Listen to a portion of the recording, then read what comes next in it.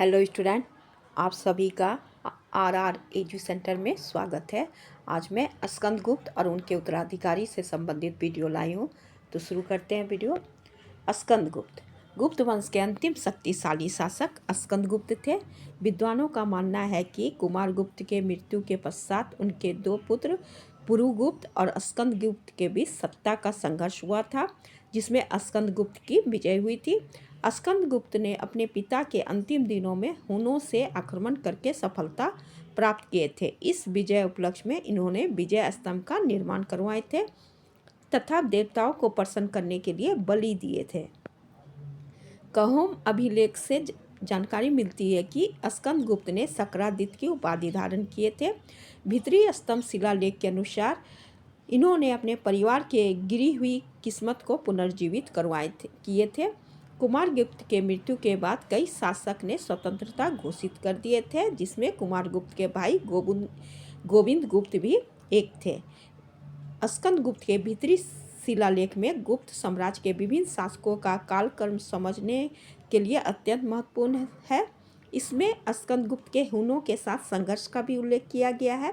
जूनागढ़ शिलालेख में स्कंदगुप्त के राजपाल परनादत्त के आदेश पर उत्कीर्ण कराया गया लेख था, जिसके अनुसार स्कंदगुप्त ने सभी प्रांतों में राजपालों के नियुक्त किए थे, जिसमें परनदत्त को सौराष्ट्र का राजपाल नियुक्त किए थे। परनदत्त ने अपने पुत्र चक्रपालिता को गिरिनगर का मजिस्ट्रेट नियुक्त किए थे, जो संभवतः सौराष्ट्र की राजधानी थी। जूनागढ़ अभिलेख से पता चलता है कि स्कंदगुप्त के प्रशासक चक्रपालित द्वारा चंद्रगुप्त मौर्य शासनकाल के दौरान बनाए गए सुदर्शन झीलों का बांध का पुनर्निर्माण कराया गया था। स्कंदगुप्त ने अपने पूर्वजों की तुलना में कम संख्या में सोने के सिक्का जारी किए थे। इनमें कुछ सिक्के में सोने की मात्रा भी कम थी। यह संभव है कि उनके द्वारा लड़े गए विभिन्न युद्धों में राजकोष की काफ़ी दबाव पड़ा हो और जिस कारण सोने की मात्रा कम थी। स्कंदगुप्त के 5 प्रकार के स्वर्ण सिक्के जारी किए थे: धनुर्धर, राजा और रानी, छत्र, सिंह वधकर्ता और घुड़सवार। इन्होंने चांदी के 3 प्रकार के सिक्के, गरुड़, बैल और यज्ञ वेदी प्रकार के सिक्के चलाए थे। स्कंदगुप्त के प्रारंभिक स्वर्ण मुद्रा उनके पिता कुमारगुप्त के स्वर्ण मुद्रा के समान थे, किंतु बाद के उनके स्वर्ण दिनार लगभग 9.2 ग्राम वजन वाले स्वर्ण मानक के सिक्के के समान थे, जो कि बाद के यह सभी सिक्के धनुर्धर प्रकार के थे और इसके बाद के सभी गुप्त शासकों ने इसी मानक और इसी प्रकार के सिक्के का अनुकरण किए थे। स्कंदगुप्त के मुद्रा से पता चलता है कि इन्होंने कर्मादित्य और विक्रमादित्य की उपाधि लिए थे। वैष्णव धर्म के अनुयायी थे। उनके अभिलेख से उसे परम भागवत कहा गया है। भीतरी स्तंभ लेख में ज्ञात होता है कि स्कंदगुप्त ने अपने पिता की स्मृति में विष्णु भगवान की मूर्ति स्थापना कराई थी। इनके सिक्कों पर लक्ष्मी गरुड़ की आकृति अंकित है, परंतु इन्होंने सभी धर्म को एक समान महत्व दिए थे। पुरुगुप्त यह कुमारगुप्त के पुत्र और स्कंदगुप्त के सौतेले भाई थे। संभवतः स्कंदगुप्त संतानहीन थे, जिनके कारण इनके मृत्यु के पश्चात इनके भाई पुरुगुप्त शासक बने। भीतरी मुद्रा लेख में पुरुगुप्त की माता का नाम अनंत देवी और पत्नी का नाम चंद्र देवी मिलता है। यह वृद्धावस्था में शासक बने थे, इस कारण इनका शासनकाल अल्पकालीन था। इनके शासनकाल के अंतिम दिनों में वाकाटक शासक खुद को स्वतंत्र घोषित कर दिए थे।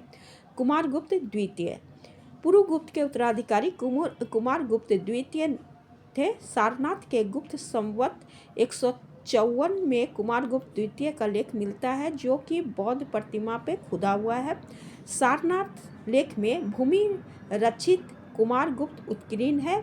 इनके शासनकाल के दौरान हुनों के आक्रमण बढ़ गए थे। बुधगुप्त गुप्त संवत 157 या 477 ईस्वी के सारनाथ में एक बुधगुप्त के लेख मिले हैं। इनके शासनकाल की तिथि ज्ञात नहीं है। दामोदर ताम्रपत्र में उसे परम भट्टारक महाराज धीराज कहा गया है। बुधगुप्त संभवतः 477 से 495 ईस्वी तक शासन किए थे। स्कंदगुप्त के उत्तराधिकारी में बुधगुप्त सबसे अधिक शक्तिशाली थे, जिसने एक विस्तृत प्रदेश पर शासन किए थे। स्वर्ण मुद्राओं पे बुधगुप्त को श्री विक्रम उपाधि से संबोधित किया गया है। बुधगुप्त बौद्ध मत के अनुयायी थे। चीनी यात्री वैनसांग के विवरण से ज्ञात होता है कि वह अंतिम गुप्त सम्राट थे जिसने हिमालय से लेकर नर्मदा नदी तक और मालवा से लेकर बंगाल के भूभागों पर शासन किए थे। नरसिंहगुप्त बालादित्य यह बुधगुप्त के छोटे भाई थे जो बुधगुप्त के मृत्यु के बाद शासक बने थे। भीतरी मुद्रा लेख में नरसिंहगुप्त की माता का नाम महादेवी चंद्रदेवी उल्लेख है। वैनसांग के विवरण के अनुसार हुन शासक मिहिरकुल ने बालादित्य पे आक्रमण किए थे। इस युद्ध में मिहिरकुल पराजित हुए थे और मिहिरकुल को बंदी बना लिया गया था, किंतु बालाजी के माता के कहने पर मिहिरकुल को मुक्त कर दिया गया। नरसिंहगुप्त बौद्ध धर्म के अनुयायी थे। इन्होंने बौद्ध विद्वान वसुबंधु से शिष्यता ग्रहण की थी। नालंदा मुद्रा लेख में नरसिंहगुप्त को परम भागवत कहा गया है। भानुगुप्त के एरन अभिलेख से भानुगुप्त के बारे में पता चलता है। इनके अनुसार 510 ईस्वी में यह शासक थे। इस लेख के अनुसार भानुगुप्त के मित्र गोपराज के द्वारा यह लेख उत्कीर्ण कराया गया था, जो बुधगुप्त के बाद पूर्वी मालवा में हुन सत्ता स्थापित हुए थे, जिसके अनुसार हुनों के विरुद्ध भानुगुप्त की ओर से युद्ध करते हुए गोपराज की मृत्यु हो गई थी और उनकी पत्नी सती हो गई थी, जो भारतीय इतिहास में सती प्रथा का सबसे पहला पुरातात्विक साक्ष्य मिला है। इसी के अंत करने के लिए भानुगुप्त ने यह युद्ध किए और इसमें सफलता प्राप्त किए थे। इस युद्ध को स्वतंत्रता संग्राम की संज्ञा दी गई है। बैनिगुप्त, जिनकी जानकारी का मुख्य स्रोत बांग्लादेश के कोमिला में स्थित गुनेधर का ताम्रपत्र है, जो गुप्त संवत 188 अर्थात 507 ईस्वी का है। गुनेधर ताम्रपत्र में दो प्रांतीय शासक विजयसेन और रुद्रसेन का नाम उल्लेख है, जिसमें बैनिगुप्त द्वारा बौद्ध विहार के लिए कुछ भूमि दान देने का भी वर्णन किया गया है। कुमारगुप्त तृतीय, बैनिगुप्त के बाद कुमारगुप्त तृतीय शासक बने। भित्री एवं नालंदा मुद्रा लेख में इनकी माता का नाम महादेवी मित्रा देवी मिलता है। दामोदरपुर के 5वें ताम्रपत्र में किसी शक्तिशाली गुप्त राजा का उल्लेख मिला है, जिसने परम देवत परम भट्टारक महाराज धीराज की उपाधि धारण किए थे। इसके नाम का केवल प्रथम अक्षर कु प्राप्त हुआ है, इसलिए इस शासक को कुमारगुप्त तृतीय ही माना गया है। इस लेख की तिथि गुप्त संवत 224 है। विष्णुगुप्त, नालंदा से प्राप्त एक मुद्रा लेख में विष्णुगुप्त का लेख मिलता है, जो संभवतः कुमारगुप्त तृतीय के पुत्र थे, जो 550 ईस्वी में शासन किए थे। इसके बाद गुप्त साम्राज्य पूर्णतः छिन्न भिन्न हो गया। यह गुप्त वंश के अंतिम शासक संभवतः थे। गुप्त वंश से मेरा वीडियो यहीं तक था। Thank you.